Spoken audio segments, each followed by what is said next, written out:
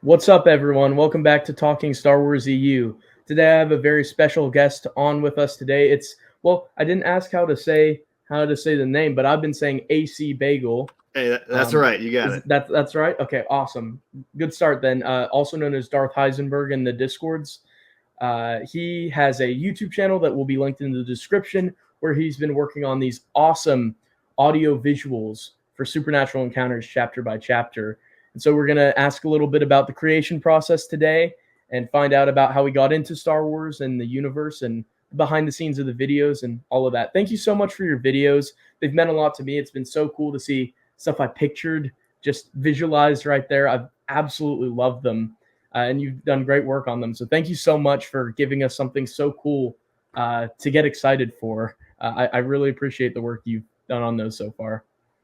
Yeah, they were so much fun to work on. That we'll get into how the idea came about and the process and everything.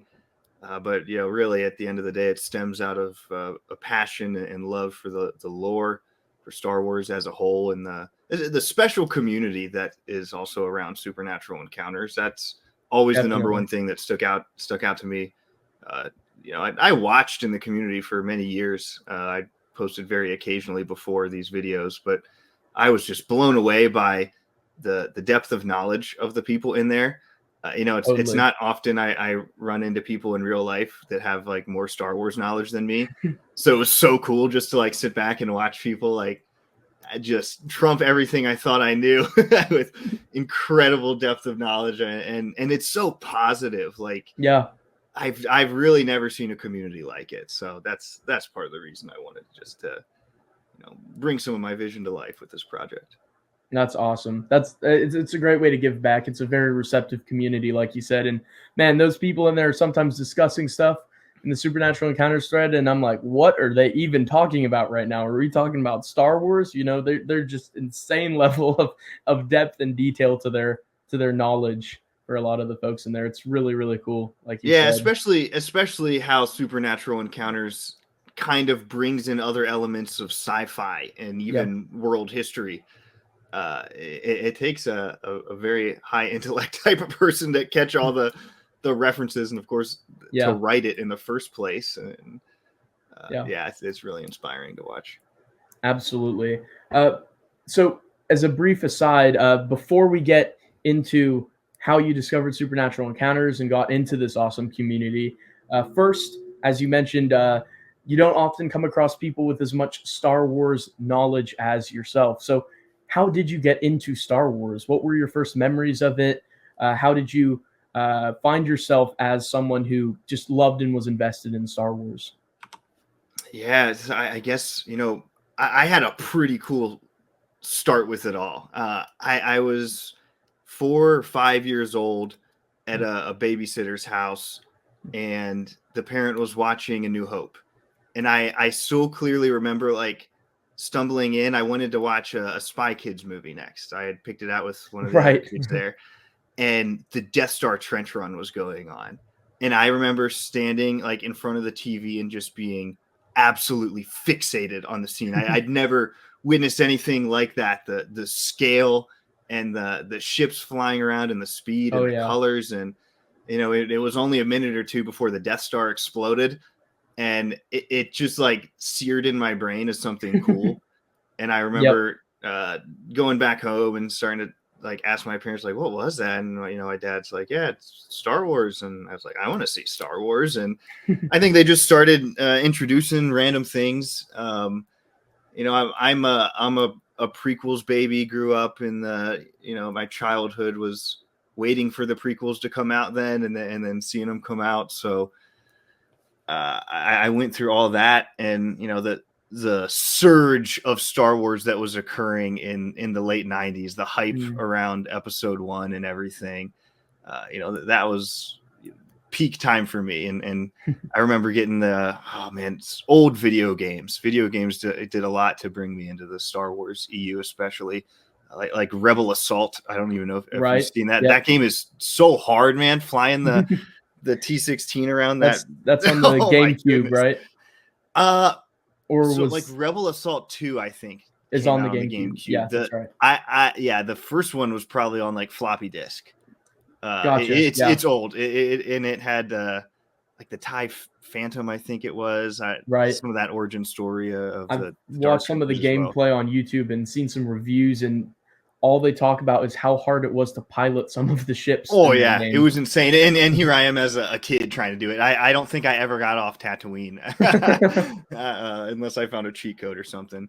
Yeah, But one other story I'll share about what really cemented Star Wars for me was, it gets a little bit emotional, but it's real. So I was a kid during 9/11, the September 11 attacks, and right. I remember coming home from school that day, and my parents were watching it on the news, and I just see it in the background playing, and I don't fully understand what's happening.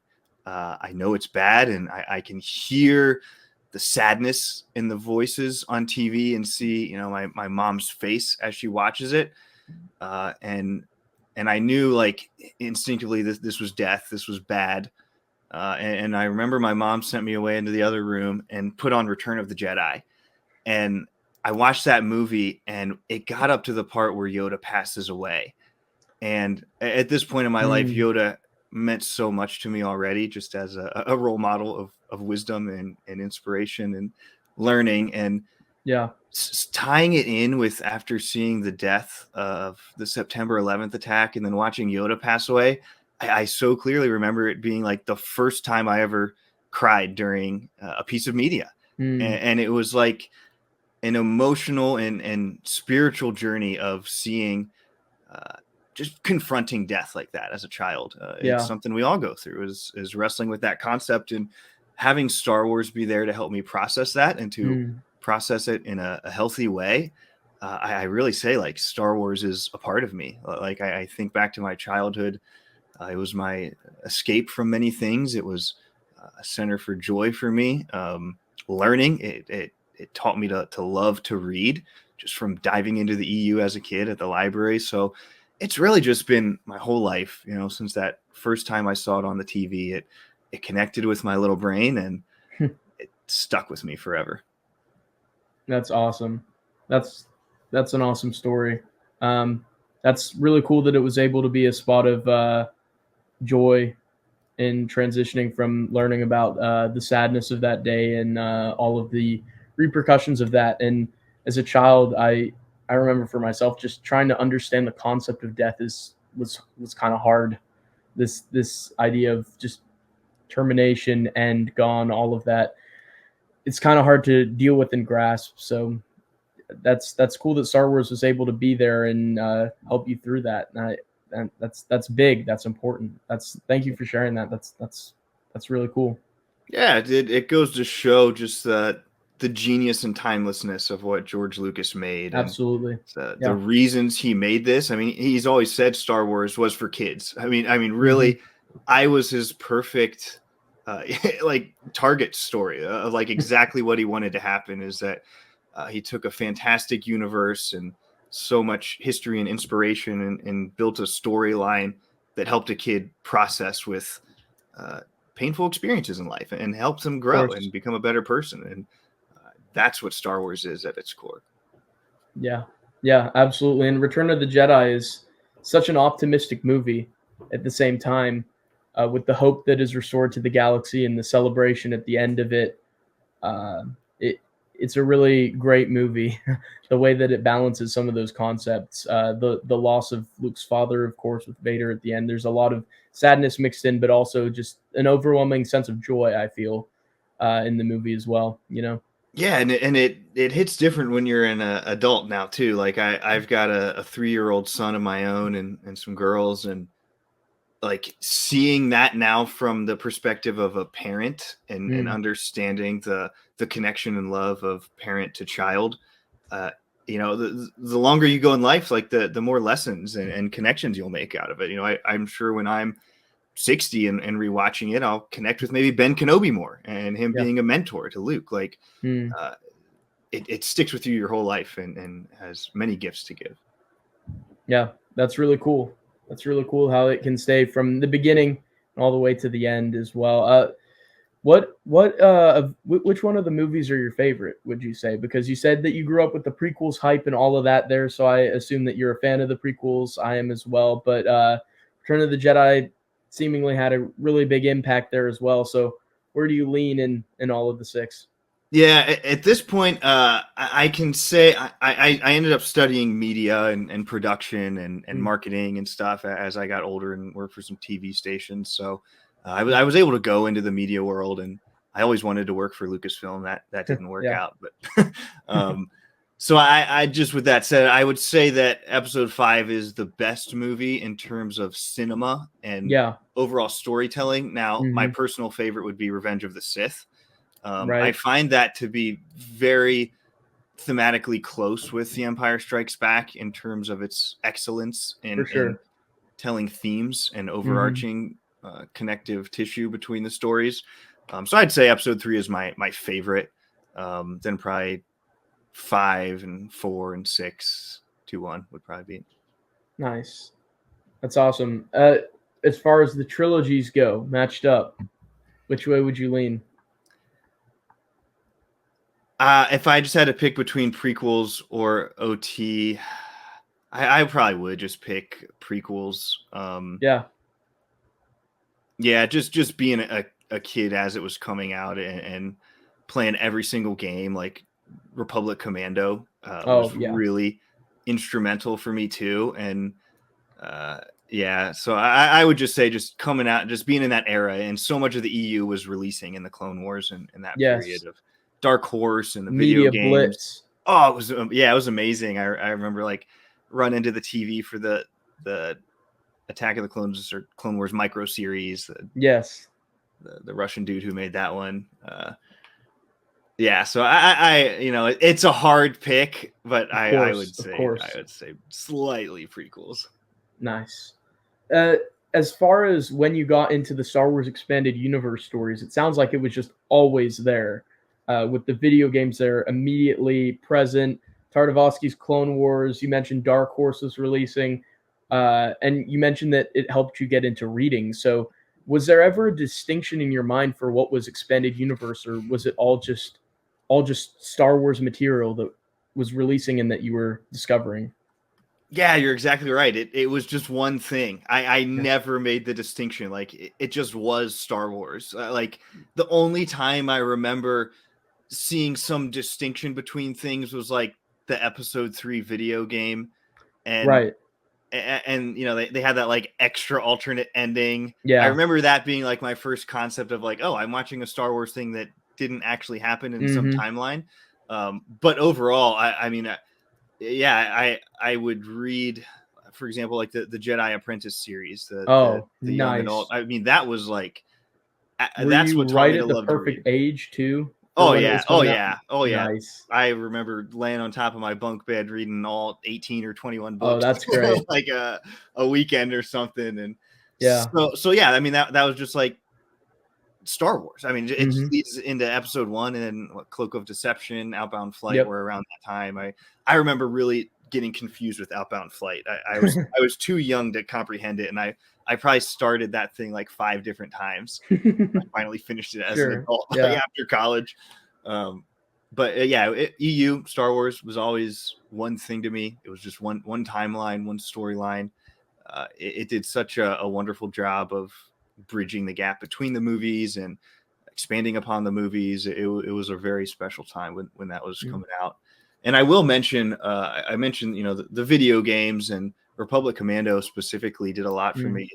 I remember reading the Republic Commando novels too as a kid, and I was fascinated by that lore, the Mm. Mandalorians, Oh, yeah. the depth of that. And I know that is kind of like people say that's controversial now, Yeah. her take on it. I never had a problem with it. I haven't read them probably in 10, 15 years now, but uh, I really, really enjoyed those books. And I remember diving so deep into the Mandalorian lore after that. I emailed Karen Travis, and she responded back and was like answering a bunch of Really? my That's awesome. questions. And so, yeah, like that is something else I Emails really lost to time though now? I should go back and look. I'll see if I Yeah. can dig those up. Maybe some new insights into the lore, according to the mind of Yeah. Travis. You never know. Yeah, that would be cool to see. So yeah, that just having her respond really Awesome. solidified my love of reading as well, and I went on to read pretty much everything in that era. Like Yeah. I love the what's after Apprentice Jedi? Is it Jedi Quest? Yep. What's the Jedi Anakin one? Quest. Quest, Yep. and then Fate of the Last Jedi. of the Jedi. Last of the Jedi Yeah. was that I love all next three of series. those series myself. Which one's your favorite? If you had to pick one. They all go hand in hand, but which one was just a little bit better than the rest for you? I would say Jedi Apprentice slightly, Yeah. and then Last of the Jedi next. Yep. Man, That's my order too. okay, cool. And I remember this is random, but the Last of the Jedi, I remember a scene where like Darth Vader impales someone. It's Mm, like the Fair Solin's friend, yeah. maybe another Jedi survivor, and I remember the book said. I mean, this I haven't read this book in probably 18 years. It was That, Rowan. Yeah. Rowan yeah, got and I impaled. remember it's talking about how like Vader moved so fast with his machinery, his eyes couldn't even process what happened until his friend was already dead. Yeah. And Whew. I have so many random scenes like that are just like lodged in the back of my brain. Yeah. At some point I want to reread all of those. The That would Jedi be base awesome. that he built on the asteroid getting blown up also stuck with me. Right there at the end, he Yeah, lost everyone right there. Oh, yeah, so that was many, heavy. That's a so heavy many heavy series. bits. Yeah, Yeah. for sure. A heavy era, so I guess it makes sense thematically. But you're like, oh yes, Ferris is rebuilding the Jedi right here. He's picked up several Jedi candidates, and they're gonna bring the fight to the Empire. They're gonna survive, and then nope. Even it's a kid series, so when I read it, I was expecting a little lighter, but Jude Watson went there, and it got dark. It was really good. Yeah, and I loved the ending too of that series. I know the character comes back later Yeah. on in the timeline, but the ending of like Obi-Wan was going to be the one to watch Anakin on Yeah. Tatooine, and then Yes. he was supposed to go to Alderaan. Yep. That was really cool, and I So remember always perfect. thinking he must have just died on Alderaan in the Hmm. explosion. So it was cool to see him come back later on too. But Yeah. yeah, yeah, some of my favorite series of all time. So cool, and it makes sense because uh, you wouldn't think Obi-Wan would trust like Bail Organa in the same way that he didn't trust Uncle Owen, that they alone could look out for and protect the kids. So it's kind of odd that he favored Luke over Leia, you'd think. So it's really cool that he met up with the surviving Jedi and sent them to be a guardian for Leia. It works so well, and I love it. It's just why the expanding universe was great. It Yeah. giving us more beyond the movies, you know? Yeah, absolutely. The last EU shout out I'll give here that was a major inspiration for me was discovering the Old Republic era. Yeah, I Knights of the Old Republic was coming out right, in my right. prime time childhood when I had time to do all that stuff, and I had always been into like the choose your own adventure books at the library, where it'd give you an option, skip to Yeah. page 150 if you do this, and to have that like come to life through a video game and a Star Wars video game at that, where like I was the main character, like I was Revan. Sorry, spoilers, guys. I was the main character there, and that did something to me as well. That was like I felt like a Jedi, and it helped me like start to process moral dilemmas and moral situations, Mm, like the wounded soldier on Terrace in the yeah. back of the hospital. Like what exactly should I do here?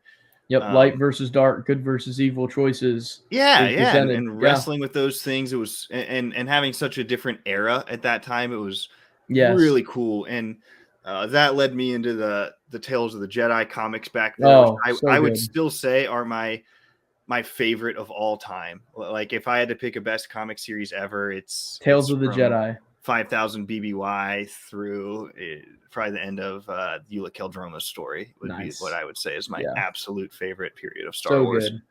Just so good. Yeah, those characters like mean as much to me as like Luke or Anakin or Obi-Wan. Yeah. It's The crazy. saga that is told is just so iconic. Just if those were on screen, if those had ever been depicted on screen, you can just imagine what the masses reception to such a cool story like Tales of the Jedi would have been, you know? Oh yeah, it's picture perfect. I mean, even before going Totally. to the KOTOR era, I would absolutely go to that first. You got 9, 10 movies there, easy. Mm, It would be an incredible saga, and it would connect with the Skywalker saga. I mean, I yeah. remember the intro to that comic like references the Skywalker era, Yep. just in like the opening crawl of the comic, and Mhm. uh, it's so perfect to make another Star Wars saga. Yeah. I hope they learn that lesson one day, and I hope they do it with good writers. Hopefully. You can always hope. Star Wars taught us to be optimistic at times, so I guess we could be, you know. But what you mentioned with Knights of the Old Republic, it's just such a vibe, you know. Anyone says that, and my mind immediately goes to just Dantooine and the music and the vibe. It just felt so authentic, as in the universe. It just felt so immersed. I never experienced a game that's so immersive as KOTOR was. I Yeah. wish I'd gotten to play it when I was a kid, because when I was that age, because it would have just been breathtaking. You know, just that your imagination can run wild in this sandbox. Oh yeah, and like each of the worlds was so unique, and people Yes. like crap on Terrace and say it's boring nowadays, but I think it was brilliant. Like you had Yeah, 3 worlds in one, upper, lower, and under, truly, such a good and point. like seeing I remember the dude screaming about racism up on the upper levels, Yeah.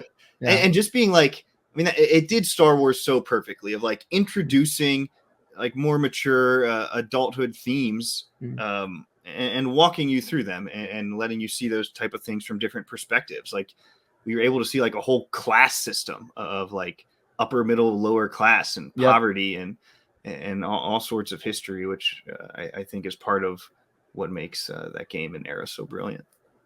definitely. So you've highlighted a couple favorite spots for some of the novels and comics and games that you really liked. Are there any others that round out your list of just bright spots from the EU for you?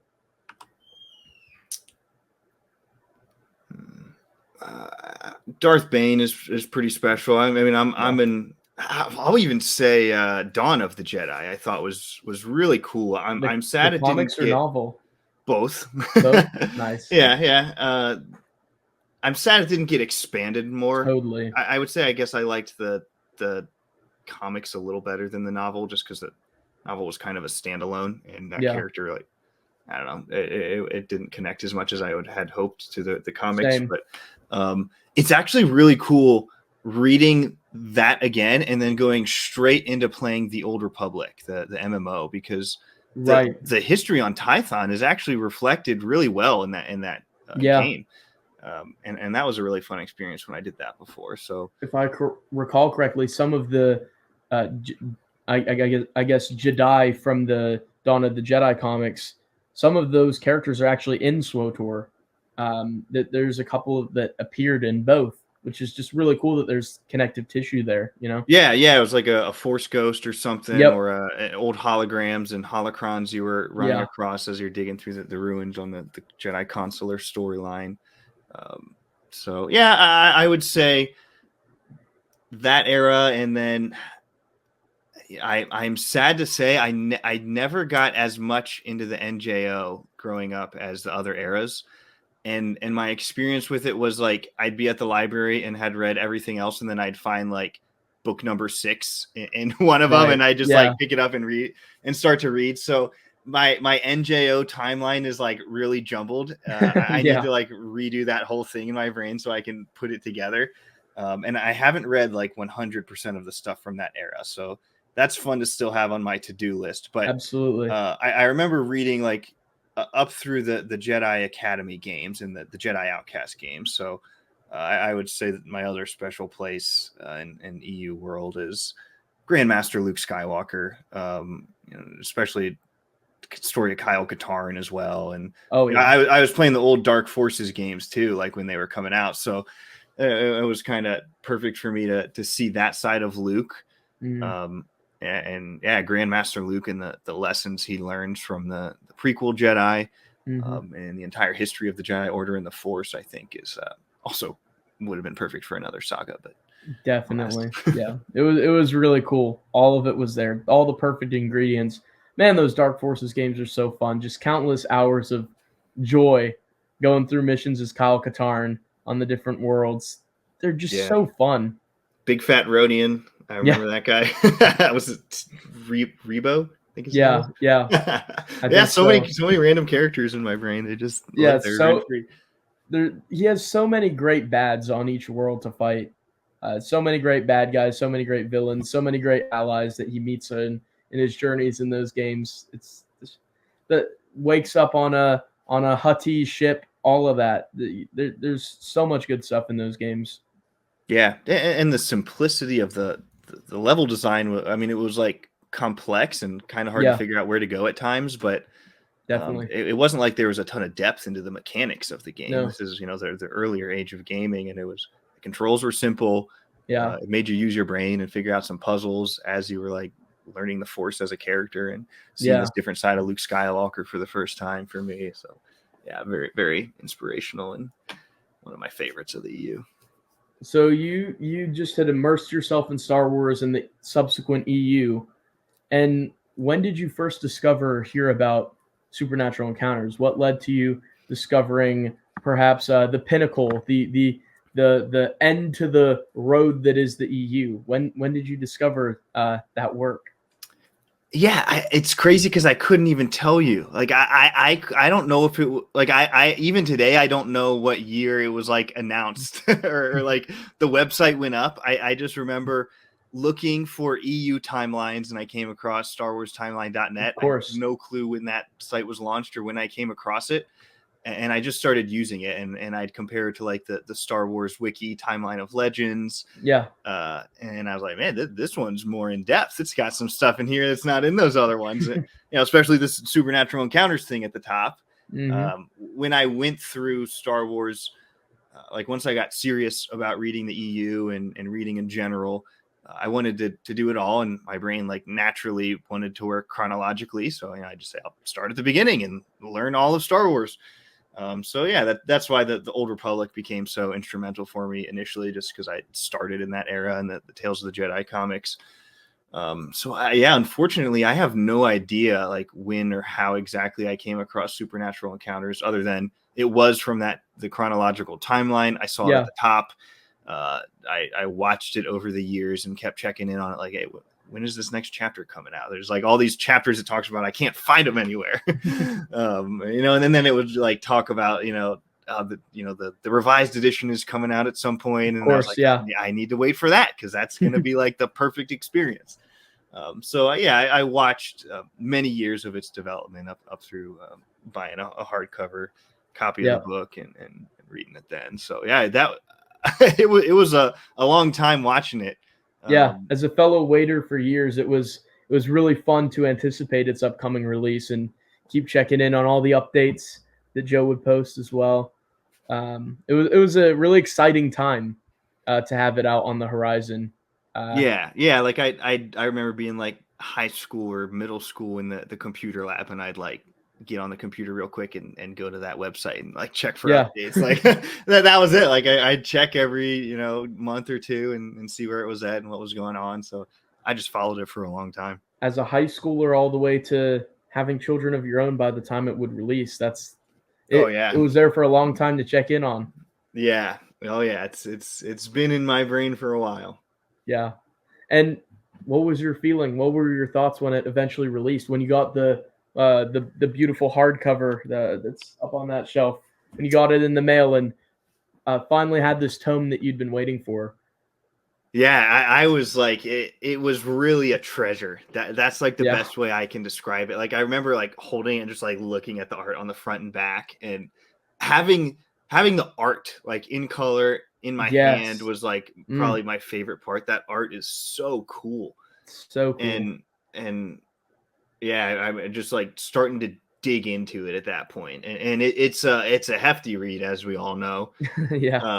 So, you kind of break it down chapter by chapter and digest it. And I like to immediately like read the chapter and then go right into the end notes and see Yeah, everything that I missed, because there's so much, totally. especially chapter 21 with all the species. There's like a dozen It's just a pages of notes. page. Yeah, Oh yeah, it's wild. So yeah, diving through that, and yeah, it was, yeah, a treasure is the best way I'd describe it. and worth the wait and the anticipation for so many years.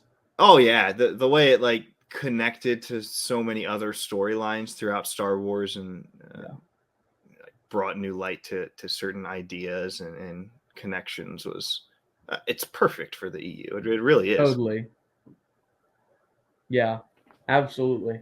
And so you loved this book that had come out, and what inspired your visual audio project of adapting supernatural encounters chapter by chapter into these really awesome videos? Where did that idea spring from?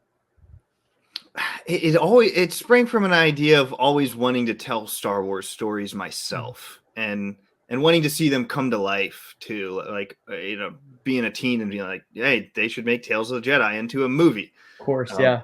and then as I studied media and everything through school and all, and work, it just really, I was able to learn some like editing skills and different Hmm. tools and get access to various software. And I was just Yeah. like, yeah, let me tell one of the stories I love in a new way. So I experimented with a couple things first. I had that outbound flight project up there that I Yeah. thought about doing initially. That was kind of like a prototype, as I was just like really starting to look at Testing the different waters software. type of Yeah, thing.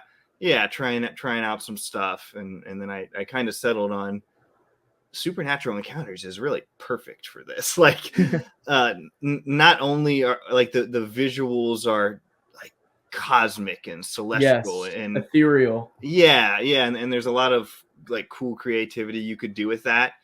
Um, yeah, and I also felt like it would help my own understanding and the understanding of others to Yeah, really study it and see it broken out visually. I've seen a definitely. number of comments of people saying like, "Oh, I didn't even catch that when I was reading it, but now that I saw like at least what my personal understanding of the text meant, and the visual interpretation, I brainstormed for what was happening in some of that descriptive language. That's cool to see people like, oh, that helped me like understand what that sentence meant." Absolutely. So does it take a lot of time then in study to just go line by line and revisit each of these chapters, really break them down? Or do you ever come across bits where you're like, I still don't get it when you're rereading to create these visuals? Yes and yes. Yeah. Oh man, it takes a really long time. Like, I'll say the second chapter I did, chapter 21, is like what, 23, 24 minutes. Yeah. That probably took me 70 to 80 hours of work. So Wow. it's a hefty project for sure. Like, it was a lot of late nights trying to get that out. It Yeah. takes a long time. The reading is the easiest part.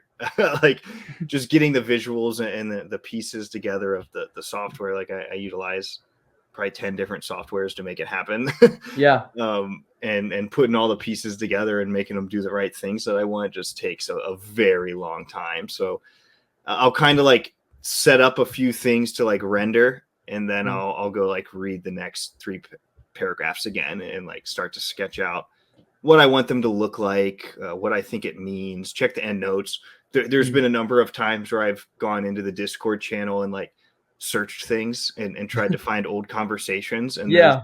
those have I've done really that helped too. me out. Yeah, that's really helped me out. Some of the videos online, Mm.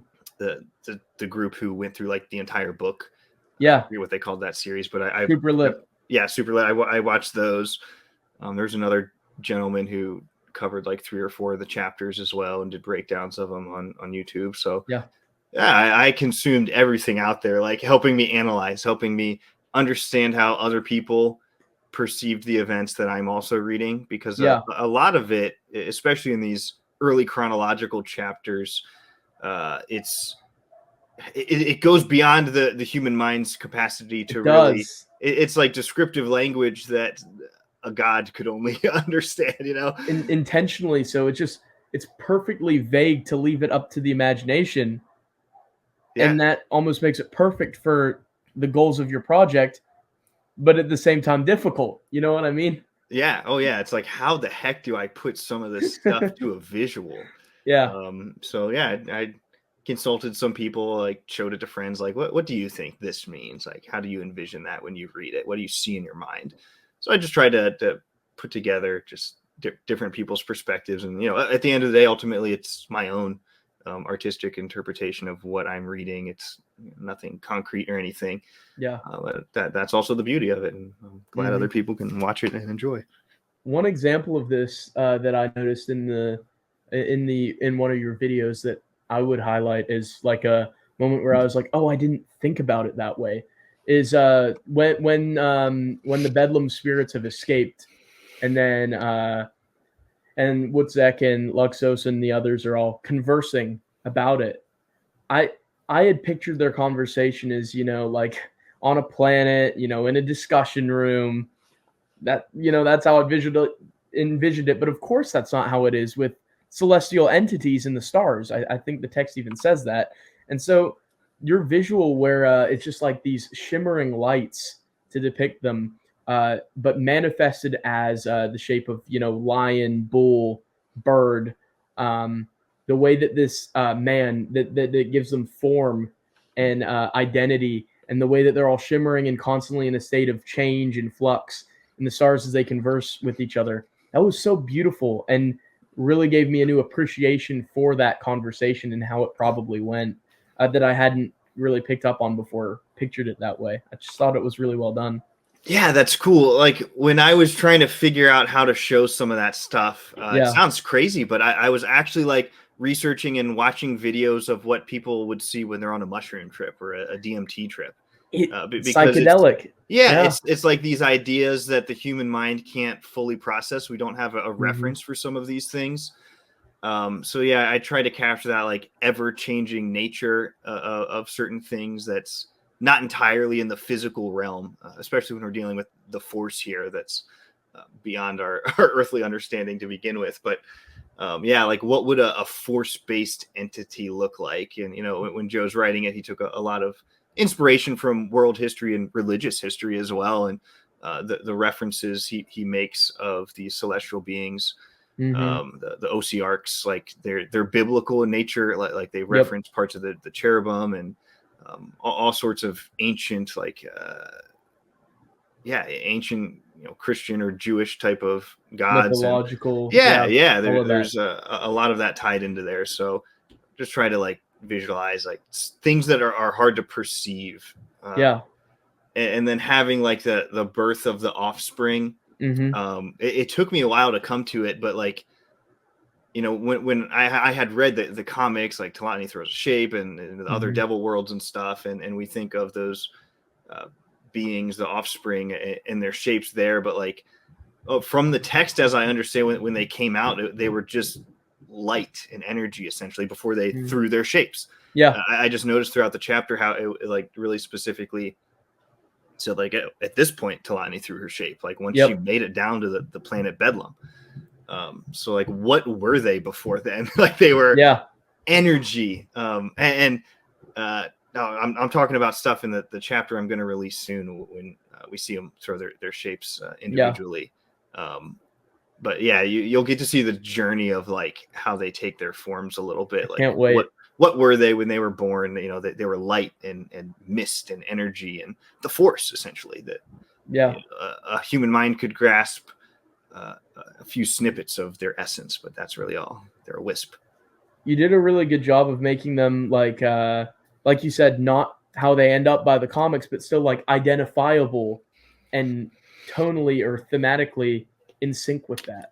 I think you did a really good job in balancing like your creative liberty and creating new stuff for stuff that we've never visualized before, and yet retaining the feel of pre-existing concepts as well. Was that hard to do? How did you keep these visuals consistent for some of the species, in the first one that you did with the huge list of species? That they retain their identity, they retain their pre-existing visuals. Was that hard to do, to manage to keep that still present? Honestly, it was really fun. Like being able to then you know, like I go through the list of species there, and then later on, like as it's describing the state of the galaxy, I brought back like other renders of that species, especially the ones that are kind of like outside of the Star Wars universe. I think the Mm, Altrusians are the ones that stick out to my mind, the little big yeah. black-eyed horn type of thing. Hmm. You know, I brought them into another scene later on, and I just try to like keep referencing people from the list and bring them The back. claw returned in later visuals, I noticed as Yeah, well. Yeah. yeah. Well, yeah, they're important with all the gates and stuff. So Yes. yeah, The there's Gree some from too. like there was some from like, you know, reading ahead and knowing what happens in later chapters of supernatural encounters. Like, okay, this species is important. Let's give them an extra scene. Yeah. And then like maintaining the identities of the OC arcs. Like, yeah, I had to take some liberties because it just says like they took the shapes of lion and bird and beast and man and stuff. So I kind of just like picked the colors of that image of like the 4 OC arcs at the beginning of chapter 20, where it's, you know, the 4 faces with the weird wing Hmm. things. I kind of just like, okay, this one seems like Luxos, this one seems like Lutzek, and then I just kind of assigned them an animal Yeah. that I thought like fit their personality trait a little bit. I thought you did a great job matching it up. Cool. Yeah. Cool. Yeah. I had to pick like a color for their names, Mhm. and I was like definitely looking into the Discord at that point. Like, what did other people think each of these were? Like, what did they Yeah. imagine? So, I actually even went back and forth with Joe a little bit on it of the different colors and Nice. stuff. So, yeah, I'm happy with the selection. I think it really worked and gave them each a unique character and a beauty of colors as well. And A then personality too. yeah, and then when you see the next chapter and like the offspring are all different colors from them as well and have their own identities and shapes. So it's pretty cool. Very cool. And it's cool that there's a bit of authorial input as well into it. How cool was that to get some of Joe's thoughts there? And was it helpful to be able to converse with the author to get a little bit more ideas down in how to visualize some of it? Yeah. I mean, the coolest part of that is just Joe thinking it's cool, like him Yeah. being able to watch it and be like, "Oh, this is my stuff." Like, this is cool to see. I mean, was a huge inspiration to make another chapter and another chapter, as well as just like everybody else who was like, this is kind of cool to see." But yeah, I talked to him about a few questions. Especially with like trying to keep track of names, especially when you get into the various gods that are going to pop up and the cults and Yeah. beliefs. Like, this also reflects world history where, you know, one nation calls one god one thing. Like from the Yep. Bible, I remember like Hmm. Asherah. You know, one nation calls her Asherah, one nation calls her Ashtaroth or Asherim. Yeah. So, you know, similar dialects and trying to, he's got a big list of like all these names and stuff that. And the name changes over Oh yeah, time and yeah, all of and that. then Yeah. randomly it's just like Talatni gives another nation like, nope, you call me this. Yeah. Goes to a different world. Nope, you call me this. So Yep. it's like, yeah, I had to make charts and yeah, Joe had some stuff to reference there as well. And then Nice. I talked to Dr. Royce Carter from the Discord Corey about Carter. Yeah. and then Dr. Whipped, um, Jesse Bentvine Whipped. Um, Oh, that I right. worked on the Yeah. species with him a Hmm. lot because he's making a whole species The lore book. resource. Yeah, Yeah. so we Very, collabed very on that. excited about Yeah. that as well. And uh, the new visuals that you had for some species, how did you decide on them? I think we talked about this a little bit in Discord messages. Like, it was really helpful for my breakdown video to have a visual for something that we didn't have visuals before. For example, with Osarians, you created a new visual for them. It's very plant-like, very like in tune with nature. How did you come to that conclusion for uh, creating a visual for a species that really there's no indicators of what they look like? Yeah, I would kind of first like look at the etymology of the word, the spelling. What does it remind me of? What does it sound like? Does it sound reptilian in nature? Does it sound Yeah. avian in nature? Of course, I then reference the endnotes and see like where Joe got it from, what inspirations it had. You know, some of them are pulled directly from other universes. Mm-hmm. There were some really difficult ones to visualize. So I would say the hardest was I think they're called the Urela. It's Okay. from like some other fantasy book series, and it's really hard to come across those books in print. I found them Mm. online to buy, but I was like, I gotta buy a whole. I don't know what book there wasn't like discussion online about it, so I'm like, I gotta buy a whole book trilogy to find the name of one species and find a description of what it looked like in this smaller book series. So some of them were really challenging, and working with Dr. Jesse Bentvine on tracking down some of the resources and materials, and having a couple conversations with Joe and others about the research they'd done into stuff, and coming up with some of they could give some guidelines, like what's that, Charybdian, I think, is like the shark-like one. So Right. Yeah. Like Joe had a vague picture in his mind, and kind of just like wrote a few sentences of what that might look like. And Cool. Don't make it too Earth-like, but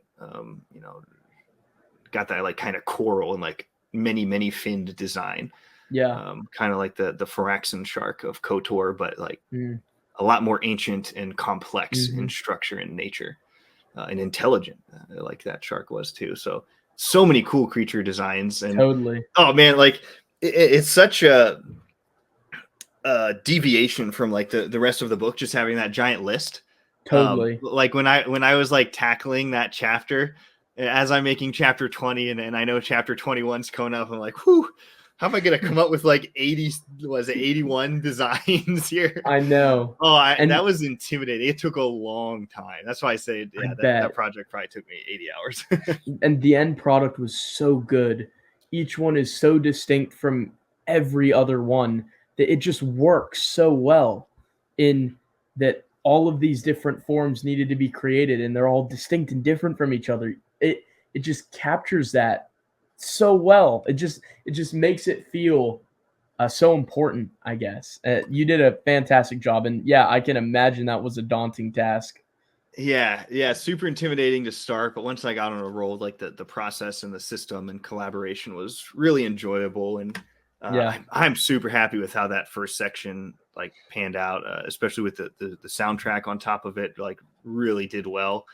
I think there was like a YouTube comment of someone who was like, I've never seen a list so epic before. And that's all it was. I mean, it was like reading off one name at a time for like 5 minutes straight, but I thought it played out like really cinematically, and I thought it captured the essence of creation and newness in this Definitely. galaxy, and brought in the sci-fi elements and the fantasy elements. It was fun. Yeah, I'm glad it's over, but it was really fun. Yeah, I'm sure. Your depiction of the song of the universe being breathed into existence is just so beautiful. The music as well, the whole tone, the vibe, it's awe-inspiring. It's incomprehensible. You manage to have the visuals be something we can recognize, but yet so much mystique there too. How is it hard to strike a balance of like showing us something, but just implying that there's so much grandness and stuff that we can't comprehend behind it? I imagine it's hard to make it feel mysterious still, and ethereal in nature. How did you strike a balance of showing us just enough, but also still leaving some up to our imagination as well? Yeah, like chapter 20 with the whole creation of the realms and the Yeah. universe as a whole. The language in it is very artistic. Yeah. It of course again takes inspiration from like the Genesis creation story as Hmm. well, and some of those depictions where these massive grand events are happening in like a sentence or two. Yeah. Like and the way Joe writes it is this song, and it says Yeah. like another song burst forth at this point, and in my mind that's like another type of explosion that Yeah. would or A a force. primordial note Yeah, comes forth. Yeah. yeah. It was an orchestra of these, like as the Yes. force comes into existence, like a mind awakens and instantly desires to create and to tell a story, essentially, and so it creates its own galaxy or universe or Beautiful. whatever pocket dimension. Yeah. So And I it says like the sweet symphony and all of these evocative expressions. It's so beautifully done. Yeah, again, yeah, it's something that I can't perfectly put into into visuals, and I tried to tell that song, and the composer of all the tracks, Scott Buckley, just absolutely incredible talent, and I think it was like a match made in heaven for Supernatural Encounters soundtrack. So I had to do a lot of like taking his tracks and like making sure the timing worked for what was happening, and Yes. I probably have spent 30 or 40 hours just like sifting through his song libraries and his Creative Commons licenses. And How did you keep that consistent? You would have had to pick out orchestras that are perfect for the tone and to shift them up too. It's seamless. Uh, the end product is just perfect. It goes together so well. I can imagine that took just hours of listening.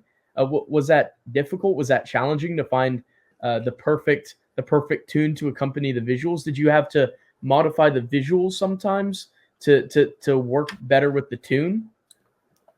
so the process of the soundtracks, and I do this for a living. I'm a video editor, and Yeah. I've made some documentaries and stuff too, and been on TV stations, and also, editing and storytelling and soundtrack timing is, I have experience doing it. But to make this possible, I mean, for weeks I would just have like Scott Buckley's playlist just playing on every drive to work as I'm working. Like I just have it in one ear or something, trying to like, hey, where could this fit? And I'll hear something, especially this next chapter I'm going to release soon. Like I give each of the Bedlam spirits their own theme song, which Amazing. we'll hear reoccur throughout the coming chapters, similar to how Mm. the Star Wars saga does it. You've got Yeah. some distinctive notes that I'll blend together with some other orchestras and such. So I'd hear it and I'd be like, man, this one's Talatni. It feels like her. Her. This one sounds like the creation of the universe. And I just get those visuals and jot down a note of like, yeah, I need to use this one from this part. Mm. So by that time I'd reread the chapter 5 times already and kind of knew what I needed. So really, I start with the soundtrack, even before the visuals. It's such an important part of the storytelling and immersion. It's like almost even more important than what I see on the screen. Like I think my project would still be cool even if there were no visuals. If it was just the soundtrack and the reading, I'd still listen to it that way. Just like an audiobook with the soundtrack and sound effects. I love that, but putting the visuals to it, it comes after. And I time them up and match them up with the notes of the story and the notes of the songs. Yeah, it's so well done. I can't imagine the hours that went into just feeling out the vibe and the aesthetic of these tracks to just find the perfect one.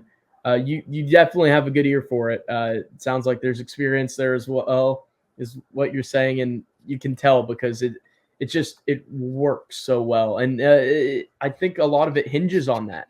It's paramount to the process of it, seemingly to me, because it just ties it together so well. And additionally, the voice really ties it together for the narration. How did you get the perfect narrator for the work, and then voices for the Yeah. characters as well? I know that's Well, been a mystery. I've had a couple people ask me what's that about. So yeah, yeah, I'm happy to share any of the process here. So uh, uh, would you believe me if I said they're all me? So are they? I record it here on my mic, but then I overlay it with various like AI Yes, models on top to change gotcha. what I say. But that's why it doesn't sound like robotic, like you'll hear from Yeah, other AI generations, is because tinny. it's yeah, no, it sounds natural, especially with the Mhm. narrator. Like I'll be reading nice and calm, uh, along with a melange of ichthyoids, arthropods. I'm trying to get like the Yeah, right enunciation and such, and get a little bit of a the tone. breath.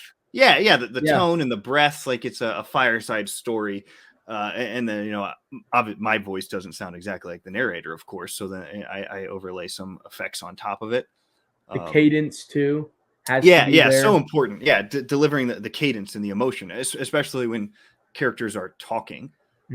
So yeah, I It has record to it be all, and then human. It can't just be AI. It has to yeah, have that touch. yeah. So that makes total sense to me. That but amazing that you went to the effort too to make sure that it was all right. Because how easy would it have been for it just to all have been AI, but it wouldn't have worked the same. Yeah, no, You it know? doesn't sound the same. So, I read the chapter. I honestly usually go like paragraph by paragraph. Like Mm. I'll record maybe 2 or 3 paragraphs, Yeah. make sure I have the deliveries I want, then start the process of getting the AI models on top of them. And then once I take them into my project timeline, I'll still like adjust the pitch and the speed and echo and various effects, especially Amazing. when we come to these the whole slew of Bedlam characters. You'll get to hear their voices as well. Can't So wait. those were really fun to develop. Like trying to think of like, would this person have an accent, or Yeah. what the heck would Splendid Apps sound like with his wild, wacky mind? Of So course. The yeah, the voice voices that you are did really fun. use for some of the Celestials with Luxos and Woodsec and these characters, they fit so well. I really liked there was some British Isles to them as well that I heard, which was really cool. It sounded like to me. Um, Yeah, I think Zerts. I think I had like a old British professor type of sounding one. yes, definitely. Yeah, And there was a feminine voice as well in there, of course. That yeah. I sounded think I really did well a little done. bit like posh English accent with Yes, her. Yeah. really good, really The well done female with the voices are kind of hard because I was wondering.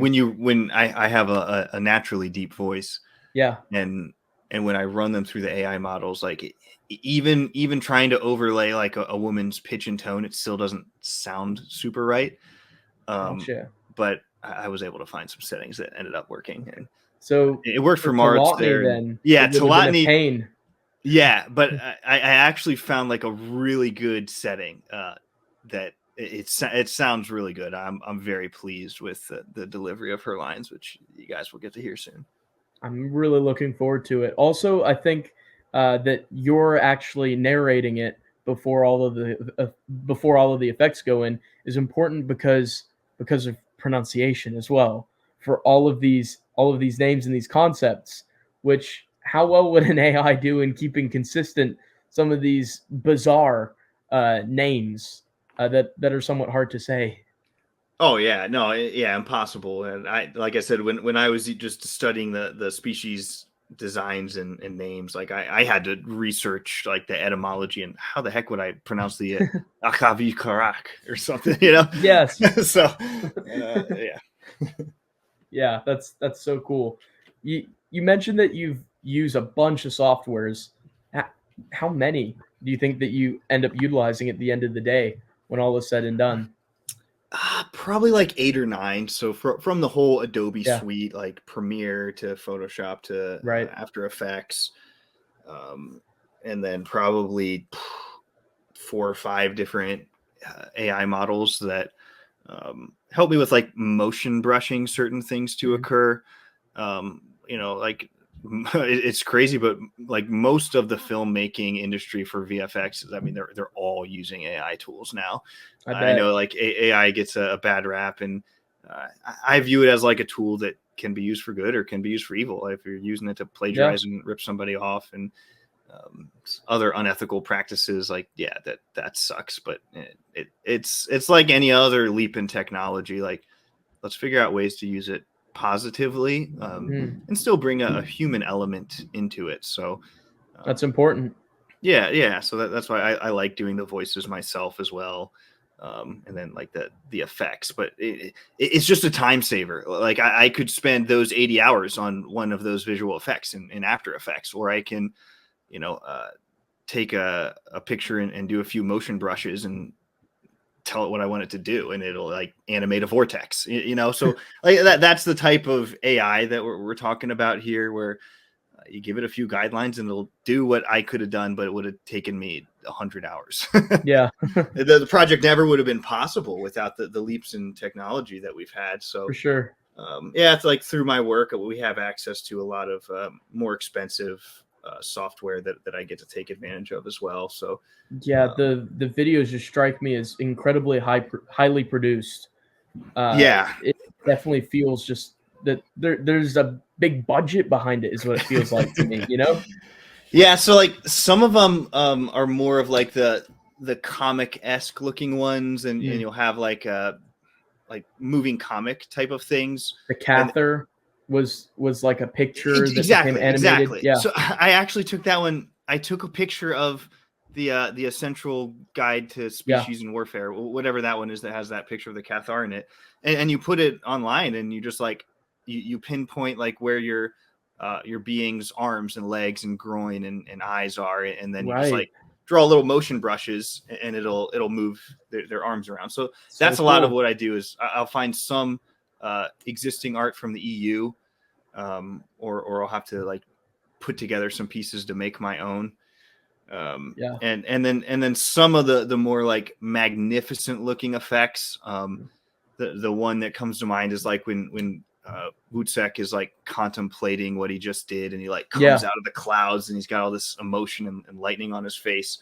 Those, I wish I could do every scene like that quality. It takes so long to get that render out. Like once I have everything made, that shot probably took me an hour.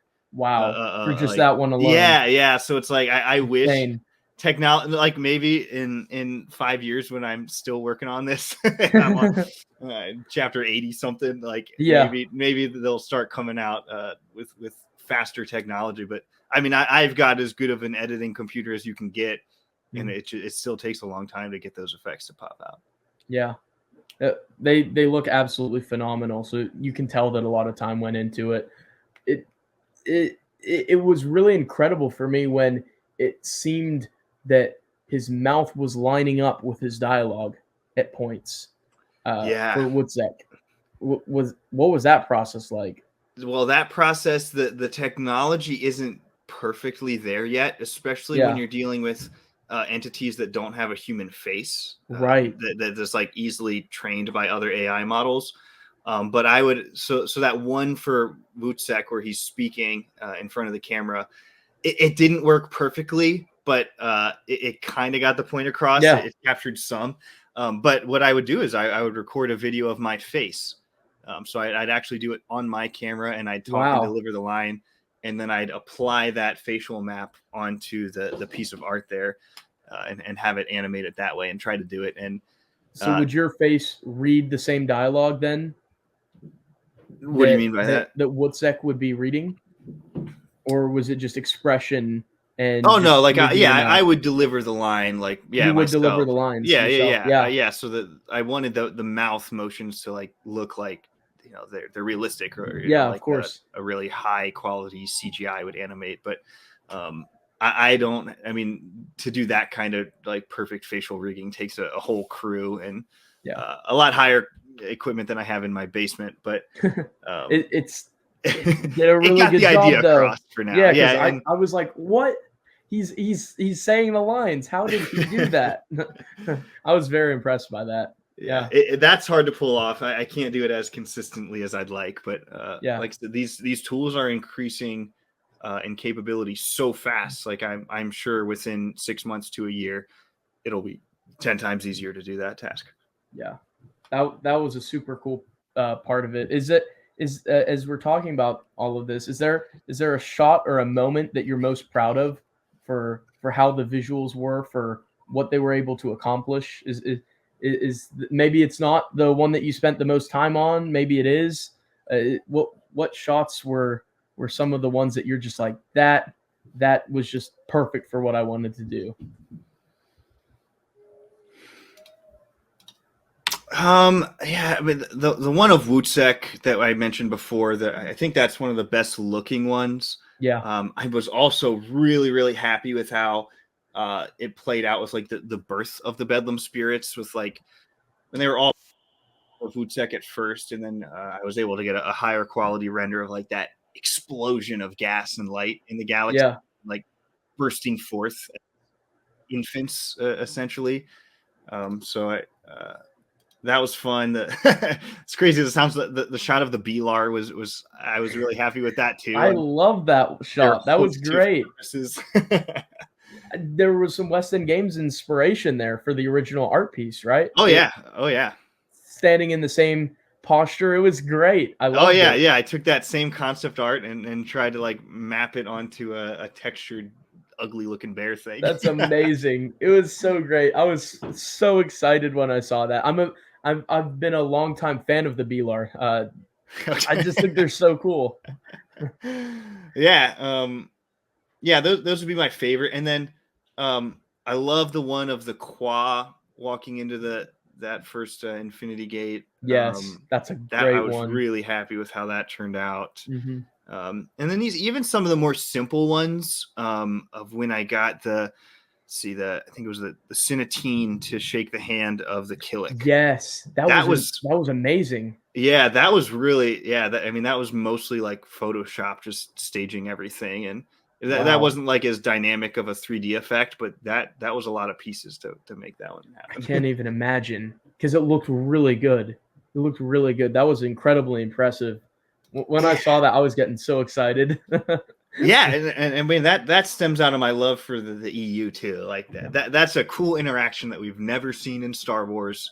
Yeah. I like where the Killick weren't even around at this point, really, and the like I'm thinking like episode 4. I mean, like that species was developed later on in the EU, and then Yeah. had its own really ancient history um, and all types of stuff. So, yeah, just being able to bring certain moments like that to life, like I said, supernatural encounters is perfect for that. So you'll get some really cool visuals coming in the next chapter as well with the various Bedlam spirits. So, of the videos you've produced so far, between them, what's your favorite? Which one do you think's the better chapter? Yeah, I've only done chapters 20 and 21 right now. I would say I like rewatching chapter 21 a little bit more. Yeah. Um, uh, yeah, I think it's it's more emotional. Mm. The first one is like contemplative and mysterious and kind of like ethereal. Yeah. It's relaxing in nature. Hmm. The second one, like especially with the ending with the prophecy, like Yeah. it ties together a lot of Star Wars and it brings in so much familiarity with all these species that I grew up with and even some new ones that were cool to visualize. So yeah, I'd say I'm most proud of that one. We'll see how it stacks up against chapter 22. The ending to the prophecy was so impressive to me. How you incorporated later scenes from the films, even in there. Yeah, yeah, Um, Pictures of the Skywalker family from eating around the table was in yep, there from NJO, yep. or Legacy of the Force, I guess, is what that scene depicted. But uh, incredibly impressive. I loved how you did that. It just tied it all together so well that this, no matter how disconnected it might feel and how primitive and early in the Star Wars galaxy's history it feels, this all factors into that same Skywalker saga.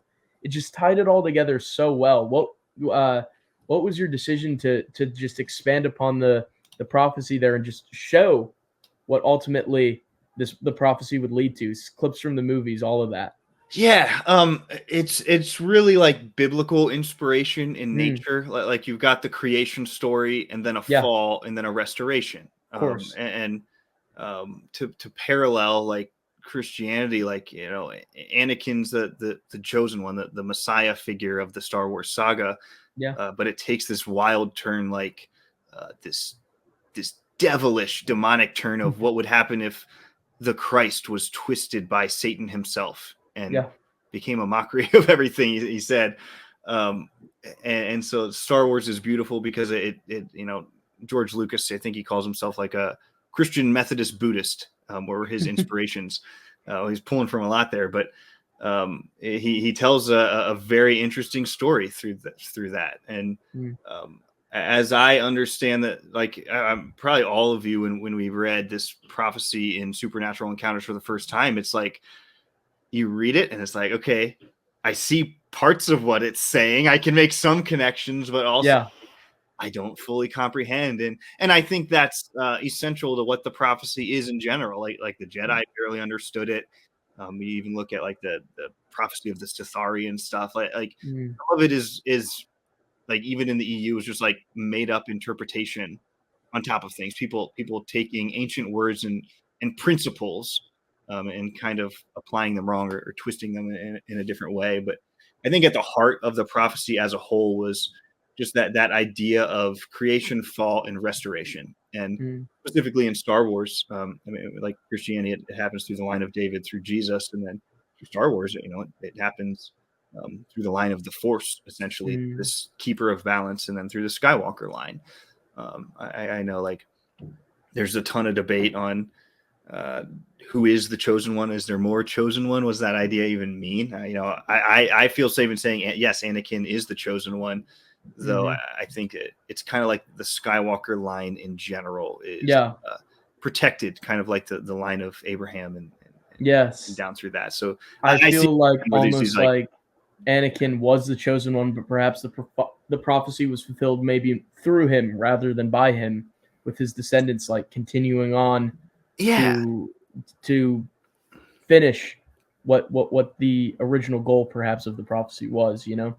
yeah, and it's also biblical in nature, where like biblical prophecies, they'll have like an immediate fulfillment. Like you'll see something in the Old Yes. Testament that like maybe later on in the Old Testament will happen, or in the New Testament will happen, but then Mm-hmm. it's also referring to a different event that also fulfills that same thing. Mm-hmm. So Yeah. yeah, like this like pushing it down the line thing is kind of essential to the nature of prophecies and religious Mm. texts and storytelling as well. So I liked being able to just kind of tie it to the Skywalker line as a whole. Yeah, it was really effective. The visual was really effective in just tying it all together. It was perfect, full circle kind of moment. You know, it was fantastic. So I really enjoyed that. Is one of the final questions that we have on the docket. Uh, I wanted to ask, where do you hope to see the project in the future? Uh, do you hope to, 5, 6 years from now, be finishing up the project? Do you see yourself continuing working on this for a while? I hope to see the industry progress really quickly so I can make them faster. Like Yeah. the time into it is what holds me back, and Yeah. especially after chapter 21, I needed to take like 2 or 3 weeks. I just like did not open any project files, couldn't think about chapter 22 yet because it was very consuming. I'm not kidding when I would be thinking about it laying in bed, and I'd be having dreams about it. Like I was not even kidding. I was having like Wow. closed eye visuals of Wutzek those nights as I was. I mean, I put in like 20 hours like over one weekend on this project. So Yeah. um, Wow. yeah, like I'm gonna keep making them as long as I have the time and as long as people still enjoy them. Um, I don't really have an end date or to like, hey, yeah, I'm done after chapter 25. The project will be ongoing, and I think as technology increases, it'll help me a lot. To finish this whole book, yeah, I mean, it would take years. But if that's what my channel here becomes about, no, so be it. I think it's fun. I've got a few other YouTube channels that I've grown and been a part of or edited on, and this one has kind of been like my one that I've never tried to grow. Mm, I mean, like I've grown some to like 20 some thousand yeah, editor on one that was 250,000 subscribers. that's awesome. But Wow. this one I've never tried to grow. It's just been like my little happy place. Like even if you go back on my oldest videos on the channel, it's me making like graphics for esports matches. Yep. me, I me, me went back to making the beginning. Yeah. logos or announcing esports games. And Hmm. so yeah, this I did some Star Wars sequel trilogy re-edits. Yeah. Re-edited the Mandalorian and Book of Boba Fett into a six movie saga. So yeah, just it's random projects where I've not at all followed like how to optimize a channel's growth. It's just like my little passion Just hobby side thing. yeah, a fun outlet for the stuff that you want to do. You Yeah. know. Oh yeah, absolutely. My most watched video on my channel is like 6,000 views on me editing a conversation from Jedi Outcast into the Kenobi show on the tram. So yeah, I make random stuff on there. So It's fun. Yeah, I'll keep moving along as long as we're all having fun. That's awesome. Thank you so much for the amount of time that you've put into the project. It means a lot to me and a lot of my other friends in the fandom and people I know. It's so cool to see something we're all so passionate about just celebrated in such a fun and unique way. And I'm really, really enjoying the videos so far. Uh, so just thank you. Thank you so much for the time that you're putting into this. I had such an appreciation for them before this, and now after talking to you, I have a whole new level of appreciation for all of the hard work that goes into it with all of these steps.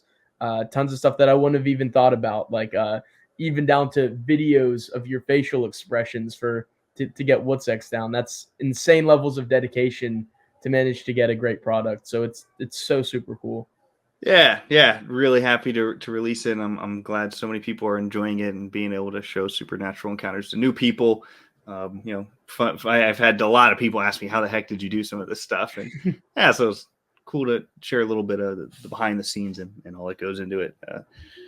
Yeah, if you're wondering like what's taking so long for the next one, yeah, it just takes a long time, guys. Yeah. We're close. We're very close on the next chapter. So there was one last thing that we had today, and you sent me ahead a clip of a preview of the chapter to come. So we can go ahead and load that up. And this is a snippet from chapter 22. That's correct. Yep, chapter 22. I sent Mr. Quinlan Voss here a first look exclusive of the coming chapter of Supernatural Encounters, chapter 22. Throw that up there and make sure you hit that HD quality to get I'll do that. the best visuals possible on that. Here we go. Up it all the way to 1080. Wow, yep, look at that. Okay, right off the rip. That is beautiful. Oh my we goodness. Got 3 minutes. And yeah, when I say like, yeah, just like looking at that shot, like, wow, this is probably like a dozen different pieces I had to bring into the scene, especially when there's so much going in a little on. bit. There's some, I mean, it's the stormtroopers walking into the scene down at the bottom, the little white blobs from Talani Throws a Shape. So, oh yes, of course, down here. Yeah, so that's kind of where we're picking up in this story. So this is like the middle of Talatni's story. So kind of the middle section of her paragraph. So we'll give it a watch. Amazing. I'm excited to take a look at this. Thanks so much for sending this over. Yeah. When you edit this in later, maybe I can send you like an offline downloaded version so it can play smoothly if you want to edit that into your video. Because this one will lag a little bit on the stream, but we'll get your facial reactions and response on it. Okay, cool. Upon this inchoate world, Talatni descried from afar inchoate people. Reckoning that she was the loveliest of all creatures, she decided that she must also be the wisest, for a strange interior voice whispered this to her, telling her she had begat all things. Thus, she determined that it must be so, and for this reason had the jealous beings of shimmering lights been seeking to harm her. She would do whatever was necessary to ensure her survival in the face of this existential threat. Arguing her supremacy with Horlus had grown tiresome by the time a tiny mover appeared on the surface of the ground before them. What had been indistinct earlier resolved into clear forms, leaving awesome. Talatni abashed to see a human creature that bore a shape similar to hers, though not as beautiful in her estimation. Horlus wondered if Talatni had, in fact, shaped the tiny mover. And perhaps she had. Was she not the goddess, after all? Shaper of all the up and down things that were substance and form? Even time must be of her making, for the voice hinted as much. That she had no memory of having done so concerned her, but she pushed it aside. 3 other tiny movers arrived, each covered in a white shell and sharing the same form. After her siblings mocked her for her redundancy, Talatni changed one of the white-shelled ones into Diamond. But upon so doing, it suddenly became an unliving thing. Horlus thought a more subtle refinement would prove better, and altered the heart of the first mover into diamond. It, too, died. This was shocking to her. But when she realized that this was what the being of lights had sought to do to them, she steeled herself to it. Tilotny had to prove herself more artful, and so she entwined the other three into one screaming, multi-limbed form that soon died as well. That's amazing. Cole Dandasine called it tasteless, and Horlis said it was disorderly. Tilotny was forced to admit that it was. And in the deepest part of her heart, she felt a sickening premonition that disturbed her. She pushed it aside. A goddess must be strong, She reasoned. Is that not what her own thoughts told her? Yet, there was another voice that emanated from deep within, which warned her to avoid this strange voice and do what was good and right. But when Horlis ordered her to tidy up the mess, she grew angry and shunted it away. Whoa. No one ordered her. Oh, man. Sorry to cut it off so abruptly, but I can't spoil the whole thing. That's amazing. That's so great. Oh, man, I love what you did with the Stormtrooper turning to diamond and the mass, the monstrosity of them strung together. The voice, Tilotny's voice, and all of them are captured so well. Oh, that's so good. I cannot wait to see the full thing. Yeah, man, it's cool, and especially going through this chapter, like we see the same events from 4 different perspectives. So I was able to kind of show different artistic interpretations of how those ideas might have played out. Like one shot, the stormtroopers merging together might look like this. The next one, like what would it look like to turn into diamond? Like I gave a couple different visuals just to kind of like concept arts. And so, yeah, this was a strange chapter to do as well. Just like it was a lot of repetitive scenes and events. Yeah. But I had to show them from a different perspective. So that will definitely be reflected in the video. And I'm very excited to share. It's the And longest one too. Do you have any idea how far out chapter 22 is? All right, guys, like the release date, I don't like to name exact dates because I've done so before on projects, like passion projects, and then like something goes wrong on the last day and I feel so bad about like not making the deadline. And then I also like when it's done, I want to release it right away. I don't want to like artificially hold on to it for no reason to drum up hype. Yeah. When it's done, it's done. But I will say we are very, very, very close. I just time locked it today, so I think it clocks in at like 34 minutes and 40 seconds. So it's the longest one, and I would say 95% of the way complete. So I'm still missing a few final shots, and then have to rewatch the whole thing multiple times and get the right transitions and make sure that the sound blending works. But we're very close. All the voice recording is done. Probably 90 to 95% done. So I would say, look, I'm aiming for the weekend. I'm aiming for this coming weekend. Yeah. It's, I mean, by the time this airs, like, it will be really close. I can't wait. Thank you for showing us Saturday, Sunday. Yeah. Thank you for sharing that with us. So cool.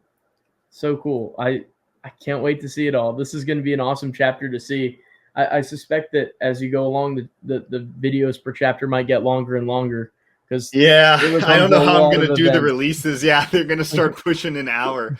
I think chapter 23 is also about 7 pages of the book, which is how this one was. So probably another 30, 40-minute episode. I don't know how I'll break it down. I might have to start breaking it down into how there's like bold text in front of the different like categories inside a chapter. I might have to start doing that at some point. Or else I'll be releasing hour-long or 2-hour-long videos. We'll see. For now, this model works, and I can cover a chapter per video. I absolutely cannot wait. It looks fantastic. Thank you so much for coming on with me today to talk about all of this. I appreciate you for taking your very valuable time to come on and just just chat about this. I really appreciate it. It's been a blast to get to talk to you and hear about the behind the scenes workings of a project like this, because it's a great final project and it's so cool. It's just so cool. So thanks for coming on. Yeah, absolutely. I had a really good time here. Love your show. And look, man, just for real, like you're a very good conversationalist. I've seen a lot of YouTube channels grow. You stick with this thing, I guarantee you're gonna keep growing, man. You do a really good job with the channel, and your passion is in it. So yeah, I can definitely see your stuff blowing up for sure. So keep at it as long as you love it. I appreciate the advice, man. I appreciate the kind words. Very nice. Very, very kind of you to say. So thank you for saying it. And yeah, so chapter 22 is coming very soon, guys. So be on the lookout for that. I cannot wait to watch it. And make sure to check out AC Bagel's channel, linked in the description if you haven't already. If you haven't seen what we're talking about and you're listening to this video, why are you here and not watching the videos over on his channel? So the channel will be linked in the description. Go rewatch them after listening to this. They're absolutely phenomenal. And with that being said, see you guys next time. And I'm going to, in the meantime, go back and rewatch the snippet from chapter 22 and watch it. So, yeah. We'll see you guys next time. And thank you so much for coming on, man. It was a blast. Yep. May the force be with you. May the force be with you guys. Yeah. That's important to say as well. So with that being said, yeah. Bye-bye.